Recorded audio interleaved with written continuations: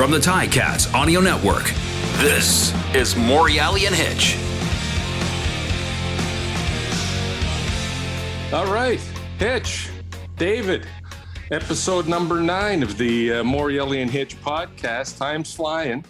I hope you're having fun. Robbie, you having a good time? Yeah, good day today, pal. Good day. That's good, fella. Listen, David, who is our, we've named him executive producer, but he's really our audio editor. David, last show, I sounded like complete garbage. There was like, what happened? How do I sound now? You sound perfect. How about last week? What did you sound like? Garbage. It was cracking and popping and, whatever. So we just need you to do a little better job today because we have a special guest. Rob? Yes. Special guest day. This is only the second time in the history of the Morreale and Hitch podcast that we've had a guest. The first time was underwhelming. It was Whitey. And, we can always do better. And this time we thought we'd dip our toe into, what the relevant topics of the day are. And we're staying in the football realm. So without getting too sentimental, we lost a legend, a champion of champions this past couple of days ago in Angelo Mosca. We were fortunate, you and I and our teammates, to get to know Ange in a little different way. There's going to be stories of Ange that live forever and some videos that live forever and some hits that live forever, etc. But Ange to us was a little different because we got to experience him as hometown kids growing up. Yeah. But we also got to have him in the locker room and shoot the shit and tell us the stories behind the stories. So with that, the gentleman, and I use that term incredibly loosely, that we've invited onto the show today, it goes by several names. The Italian Stallion, the Kissing Bandit, the, shittier version of Angelo Mosca. Stugazzo. So, but this guy, we just got to get him on the show. Yeah. Our good friend, the beautiful, the voluptuous, the wonderful, the untalented Mr. Adriano Belli. Let's see if he knows how to press the button to get his camera on now. Look at this. What a beautiful. What a man. Oh. Wow. What a man. Look at you guys. You haven't aged a bit. You? Not so much, eh? Not so much. I got white hair now. Oh, last time I saw Ange, he had less white hair than me. So. Yes. Yeah. Yes. See, listen, Adriano, we wanted you on the show regardless. You were at the bottom of the list. But now that these things have occurred and our good friend Ange, with all due respect, Ange is a guy that needs to be celebrated. Everything he did was loud and obnoxious and in your face. And he was a genius. He was a marketing genius before there were marketing genius athletes. But you followed in his footsteps. And if there was one guy that we played with that Ange really took a liking to, it was you. So why don't you get into a little, how the hell did that happen? Yeah, I had fun with Ange. Unlike you two prima donnas that catch the ball and pitter patter like little girls out there, he was larger than life. But he taught me when I signed with the Cats. He said, "Look, you're going to be the biggest man on the field. If you walk and talk around like a pussy, then the rest of the small guys like Hitch and Morreale are going to act like little wusses, and we're going to lose the game. So you need to be a bully out there, Belli." And that was a kind of a page I wanted to take out of his book. I really felt, a guy like him, he was an amazing player, but he made everyone around him become a bully. And you and Hitch know, the little men, they're weak and they're weak-minded. And like you guys, you're like flowers. You go where the sun is. But when a big man is causing trouble, it makes you guys have a lot more confidence. And boy, did he have confidence. Oh, man. And did you have confidence? Never mind. Now, he had talent, which was the big difference. The big difference in this situation. Exactly. Well, the one thing, I learned from him, he said, my teammates and coaches gave me a longer leash much as they did with him, because he was such a try-hard guy too. Yeah. And, nobody could ever dismiss how hard he would work and how he would want to just rip guys' heads off. And when you're a try-hard guy, they give you a longer leash. You can have a little bit more of a persona. I think Ange's persona was more of a tough guy than me. I was this kissing thing, and which let me get away with a lot of stuff. But I learned so much from just being around Ange, and you guys were around him too. He was magnificent. Yeah, I mean, Adriano, for the guys, that for people that don't know him, and I don't think not too many people do not know this guy, he was larger in life. He was an amazing guy. Coming up in 1995, and him being around the stadium at Ivory Win a lot, he did teach that, the old school gridiron, smash mouth football, go out and take the guys' heads off. And, part of me, I saw that in you. And just looking back at your career I did a little bit of research on you. Oh my God. God. You similar defensive tackle, went to University of Houston, 6'5", 290. What are you, 260 now? I'm still 290, but it's like a bag of milk. Yeah, it's this built is like a bag of good. This is good because in 2000 you were drafted by the Atlanta Falcons, and then in 2001 you went to the Giants, then you went to the Las Vegas Outlaws in 2001, and still in 2001 you went to BC. Okay, so that's 4 teams in 1 year. They mustn't have understood you. I'm assuming it was their fault, not yours. Yeah, and then we go to 2001 and 2002. You go to Montreal.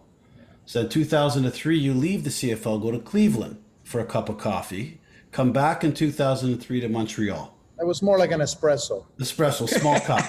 2004 to 2006, Hamilton Ticats, the best seasons you've ever had because you were with us. And just you have to face that. There's nothing else better than, you can't tell me any of those teams you went to, and I'm not finished yet. Any of those teams you went to, you didn't have as much fun as you were with us. 2006, back to Montreal. 2007, Toronto. To 2010. Then you took a year off and played Canadian national team. Was that a lie? Or did you go? I wanted to play in that team, Adriano. Yeah. I wanted to play on that. They said you had a great burst of slow. You were perfect for it, but. Yeah, and then you finished your career in 2012. So you were like 47 teams in 12 years. And I tell you, I can honestly say I've watched you play, pal. I love you to death, but your best times were with us, and you know that. Absolutely. Right? I had a lot of fun. And I remember just having Ange on the sideline when we were playing. Ange was the one guy that encouraged me to be the troublemaker and the character. He was a character. Yeah. Or if I got kicked out of the game, I remember getting kicked out of a game when Marshall was our coach, and Marshall he flipped his desk on me, and I yelled at him, and he's a great guy. But I remember Ange grabbing me afterwards saying, "Don't worry about it. They love the fact that you want to just kill people for the Ticats." So he was always a great sounding voice for me there. Ange was just, he was a very large man. So in our era, they're 300-pound defensive tackles. I was 305. Johnny Scott was like a big animal on the defensive line. But I think the difference was Ange was 300, 310 pounds back in the 60s when offensive linemen were maybe 250, 260, not 320-pound offensive linemen. So he was probably having a heyday with these guys, and a very athletic guy for an Italian. Well, God bless these Italians. Look, we have 3 Italians on this show: yourself, myself, and Rob Hitchcockione. And is there, when you got an Italian that grew up in Boston, Massachusetts, in the bad part of town, goes to Notre Dame, doesn't go to the NFL, comes to the CFL, and walks down the street, 24-inch waist, big shoulders, big hands, big mitts, and you'll remember this. He used to say that he was the cock of the walk. Everywhere he went, he owned this town. Don't kid anybody. Hitch and I had a good run. Yeah. But Ange Mosca owned the town. Yeah, and I remember him walking in the locker room, and he still seemed like the biggest man in the room, and he was in his 70s or 60s. Right? Yeah.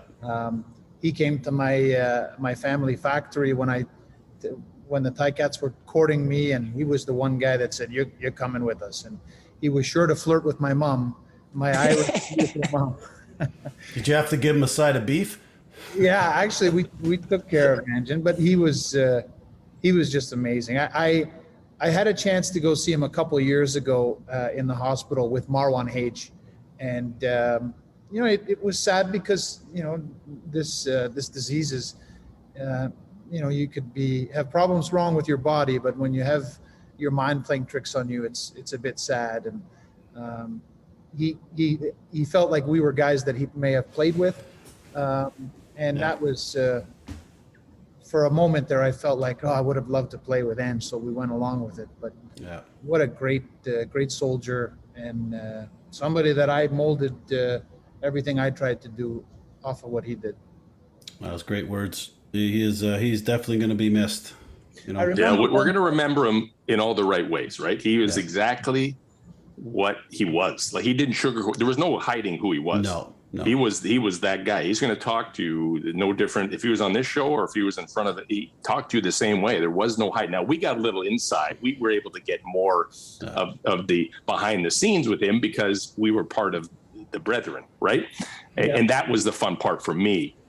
I remember he used to say to me all the time, he said, with Danny Mac, we can win a championship, but with guys like Hitch and me, we're never going to get there. You and Danny Mac, we can really do something, but we got to get rid of those two choochers. Well, it took them a while, but they finally got rid of us, buddy. Yeah. It was a matter of time. Yeah. It was a matter of time.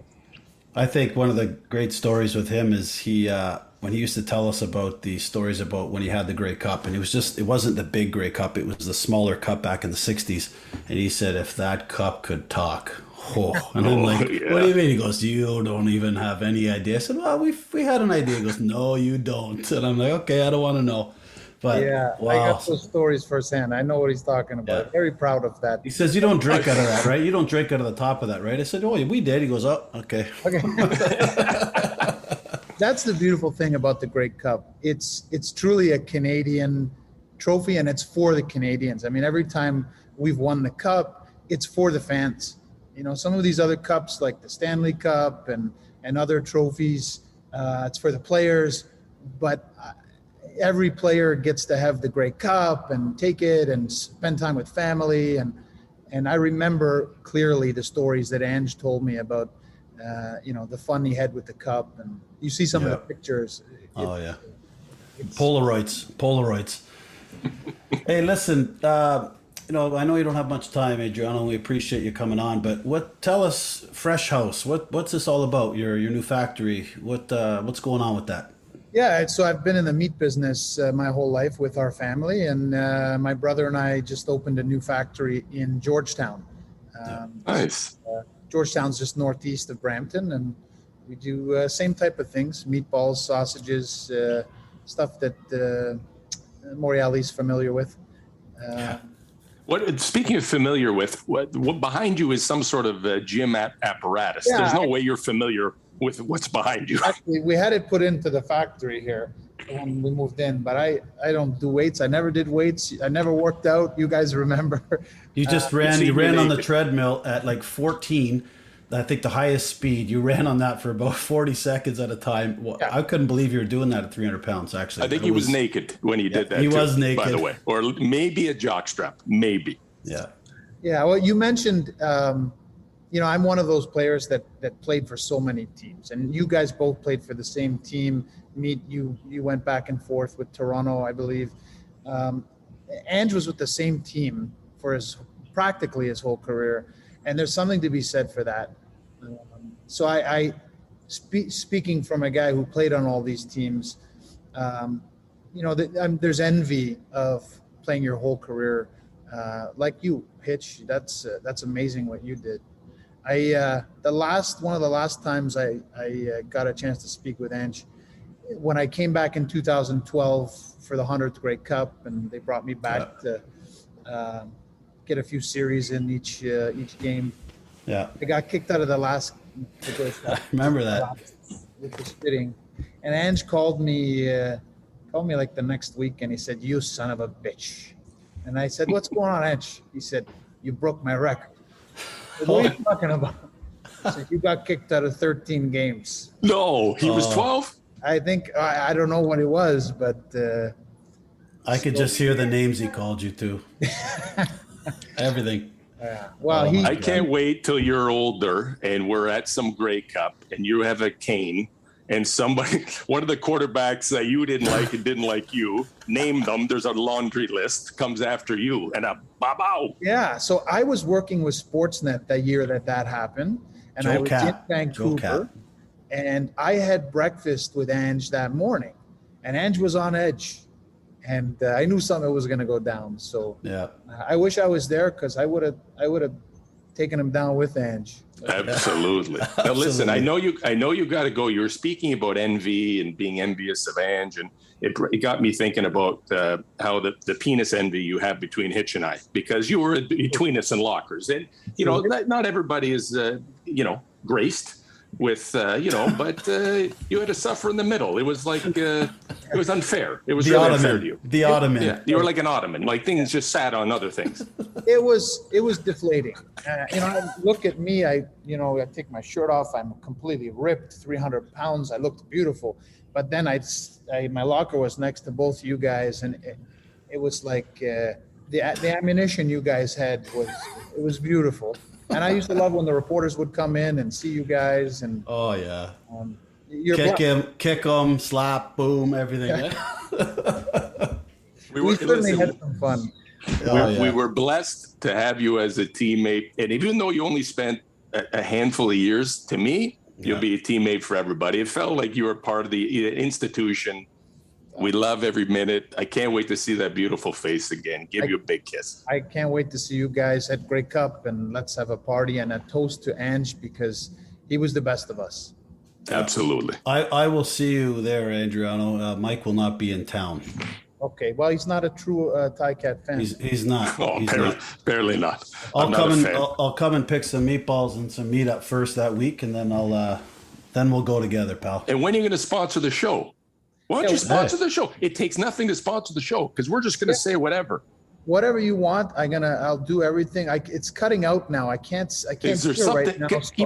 You can't.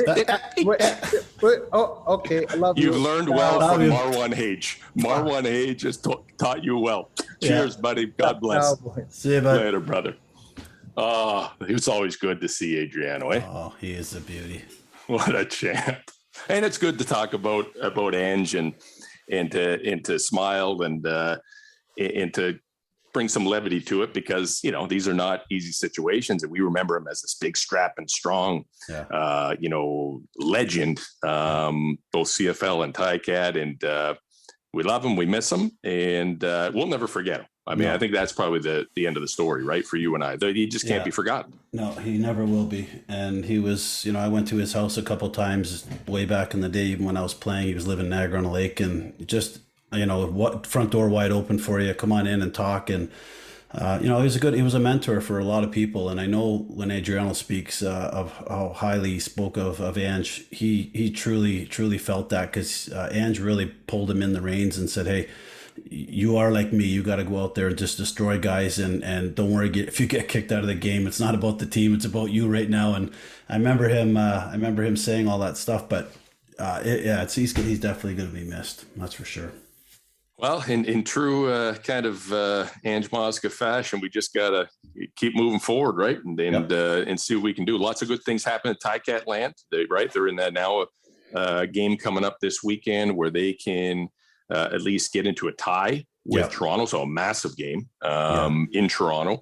That's going to be exciting. That's going to shape the showdown for the playoff run as that comes, which is coming quick. I can't believe the season's basically a week or two from being over, maybe a little bit less. Yeah. So that's exciting. So there's a lot of great, exciting things going on there. And what else is what's new? What was you called the last game from the sidelines there? You were doing that? Yeah, it was great. It was a good game. BC, they handled BC pretty good, but I'll tell you, there was a few times, just standing behind the bench, listening to the D coming off and trying to do some different adjustments because Riley was just the first series kind of, I think it was 8 or 9 minutes they had control of that ball, just little in passes, little flares, little runs, and they took 8 minutes off the clock, and I think they got a field goal, but they came off and the D was really, a couple of words were used that were playing too soft. And they definitely were playing a little bit soft because, Riley did end up going up, I think 4 or 5 series, they ended up going down and scoring points off that. So, they know that they can't play defense like that, because if they do in the playoffs, it's not going to be a long run. So, it's tough where offense is doing pretty well and the D was slacking a bit, but then they came up on a bunch of plays. They made an interception and special teams was good. So, they're getting healthy now. So I'm looking forward to this week in Toronto. It's the biggest game. It's basically for first place. Yeah. Yeah. No, that's exciting. It's going to lead into a great Grey Cup week coming up December. What's that? The middle of December. So lots of cool stuff on the horizon. Yeah. What's next, man? It's funny. I got a text message from Kyle Walters, who's the GM, of course. If whoever doesn't know, Stick is the GM, played with us for a bunch of years up with the Winnipeg Blue Bombers. And he sent me a text during the game when I was on the sidelines. I guess TSN did a little thing on me because Simone Lawrence was 8 tackles away, and he got 2 that game. So he's still, I think he's 6 off my all-time lead. But he says to me, if we run the show and we get to the Grey Cup, we're staying at your place. And I said, oh yeah? He goes, I said, you're the GM. Don't you have a room? No, we're staying at your house. I said, okay, you're more than welcome. I think people don't understand, we talk about, we talk about other players on other teams and fans that listen be like, how can you talk about an O'Shea or anyone else that would have played Kyle Walters? They're the opposition. But in the CFL, everybody's the same. Everybody is part of the same team. Like, we all go out and beat each other, but we all go out and have a drink after too at the same time. But we got to get some guys. Adriano brought up a name that we've thought about, I'm sure, in Marwan Hage. Getting Marwan on would be a fun time, because Marwan is a special dude. Yeah, also a Tim Hortons owner. A Tim Hortons owner. So between him and Grigor, who he's not ghosting us, by the way. Grigor does want to come on, but he wants to come on kind of as he's driving and on the way. We want to get him so we can have a nice conversation, see him on camera, and have fans have a chance to see and hear what he's up to. See his leather face. Just see it all. Just see it all, buddy. See everything. Just see it all. Oh man. So what else? What else going on? How's your day? It's good. Yeah. Day's good. Getting ready. Lots of exciting stuff happening on my end. The weather's been beautiful. So finishing up a backyard project, getting that done and looking, I'm getting a little sad though, because I'm getting all these requests for the festivities at Grey Cup. Hey, can you come join us here? Hey, can you partake in this here? And I'm not going to be there. Yeah. And it kind of, the only thing that the saving grace for me, and no, not knowing who's going to be in the game, but the only saving grace for me is that I know they're going to get a chance to do it over again in 2023. We've talked about that a few times. Yeah. But when I think back to Grey Cups, there's so many awesome memories. Never mind as a player, but going there as a fan. And I could think of many trips to Grey Cups all over this country where we just had a blast, whether it's the Spirit of Edmonton or the other, the Ticat parties, or, having, meeting your buddies and the former teammates for drinks and food and you name it, media days. It's been, and it will continue to be a go-to event.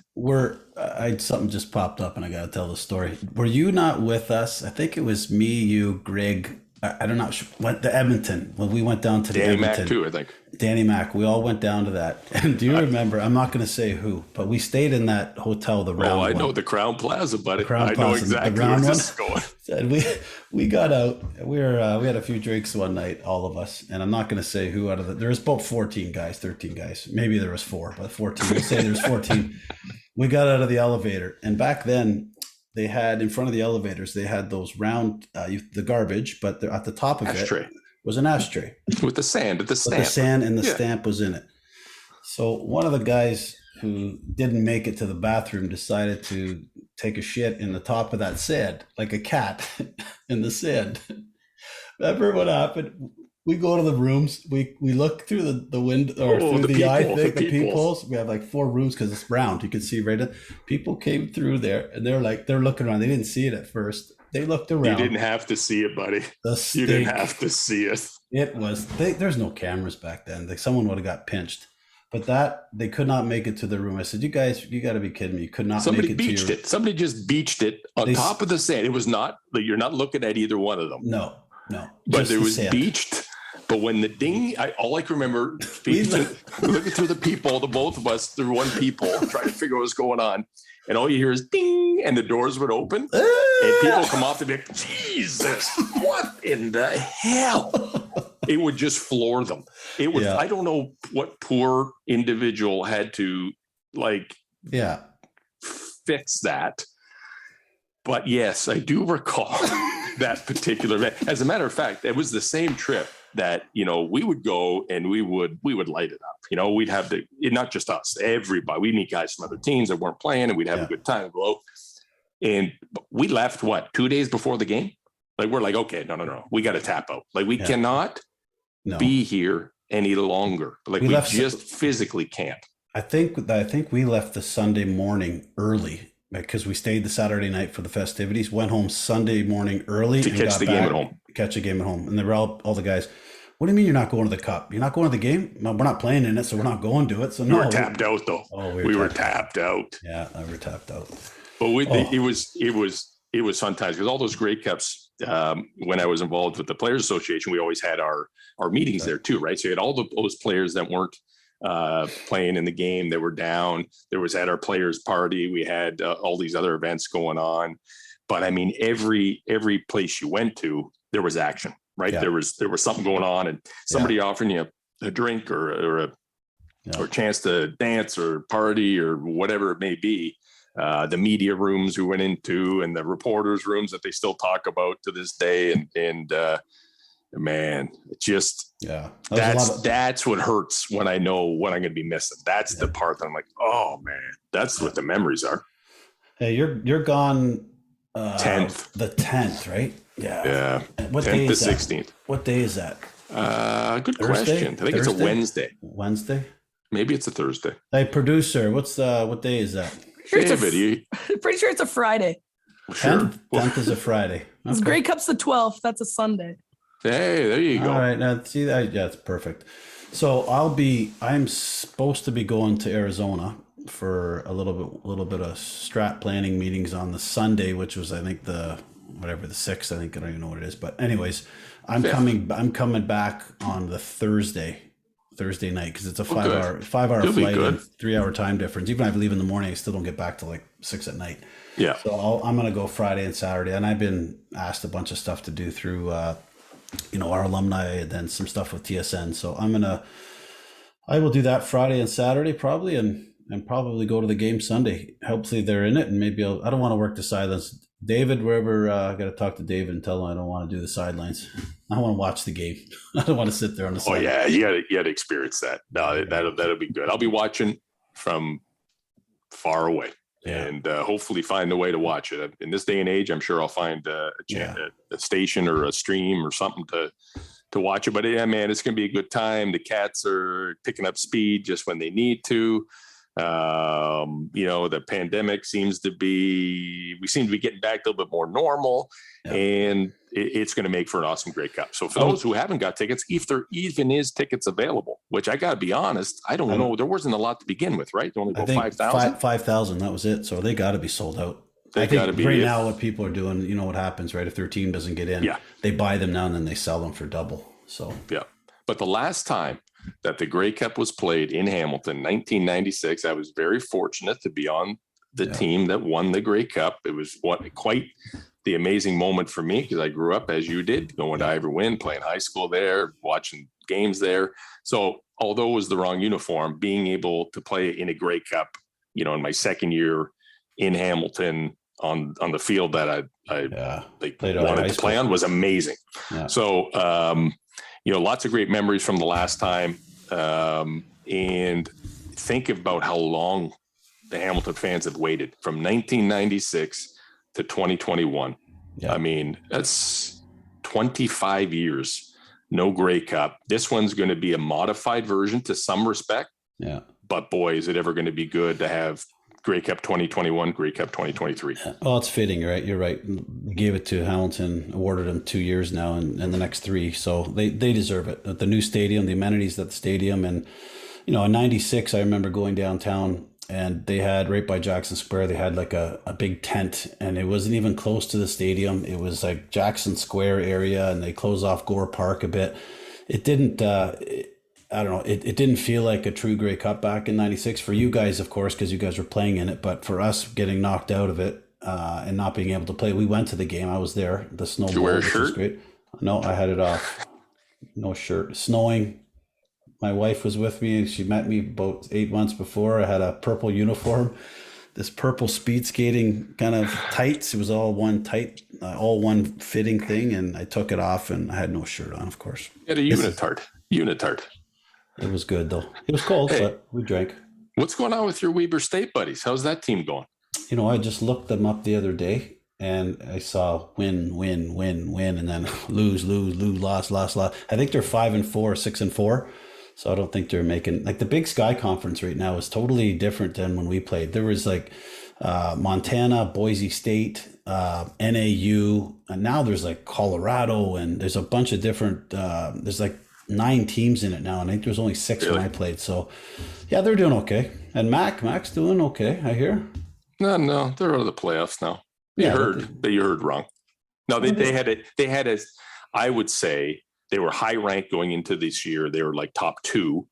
I think they still remained in the top 10, but they, if I'm not mistaken, were 3-4, 4-3, missed the playoffs. So not typical of a Stefan Potasic coach team. But I mean, again, we don't live in typical times. You had lots of teams like Windsor beating teams, and then York beating teams, and everybody had a kind of thing. But I think a lot of people don't know, or maybe you can refresh their memory. When you went to Weber, you went with a bunch of local guys, right? Yeah. So Trevor Shaw, a buddy of mine who played with the Cats and went to high school with them, he went down there first in, I think it was 1989.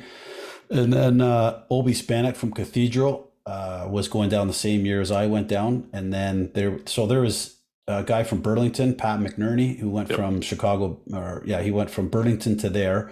And then we had 7 Canadians on that team at once. And that's pretty good when you look at, a university that has, I think we had 46 scholarships. So we were a Division I AA school back then. And the only difference between a 1A school and 1 AA school was about 20 scholarships. That's what made made the big schools better.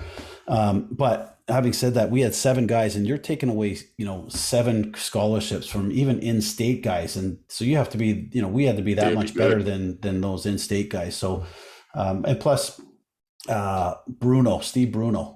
I was going to say that's the connection to you and I, because Steve was recruiting me to Weber at the same time he was recruiting you to Weber, but he was also recruiting me to Mac. Yeah, because he was head coach at Mac, and I couldn't get into Mac with my grades. That's why I went down to Weber. See, you went there because you should have came to Weber. What the hell? I didn't know. I didn't know. You don't know. You come home twice a year. In the end, it all works out the same way. We all ended up in the same spot. But part of me wishes I would have dipped my toe into the U.S. side now, when I had the chance, just to see, because all the guys that we played with, for the most part, would tell us, and not just about you and I, but about other Canadians, that guys, not a big difference. I mean, there's some positional differences, right? Yeah. There's some size differences on the O-line and defensive line. Yeah. Maybe in the linebacker position, but truthfully, skills guys can translate back and forth. Anyways, that's water under the bridge. We're old now. Yeah. We don't attempt anything athletic too much anymore. Although you still play some hockey. Yeah. But listen, today was a good day. Today was a chance to reminisce about Ange, to bring on our good friend Adriano, to talk a bit about the upcoming season. And I don't know. You got anything else going on? No, I think we're going to get another guest on, maybe Grigor next week. Nice. And you know what? Ange, rest in peace, pal. Love you, man. We love you, buddy. We love you. That's it for today from Robbie, David, myself, and everybody at Ticats Audio Network. You'll be ever and forever in our hearts, Ange, and certainly in our minds. So it was awesome getting to know you. That's it for today. We'll talk to everybody soon. Have a great week. See you guys. Morreale and Hitch, dropping every Wednesday. Subscribe, like, laugh.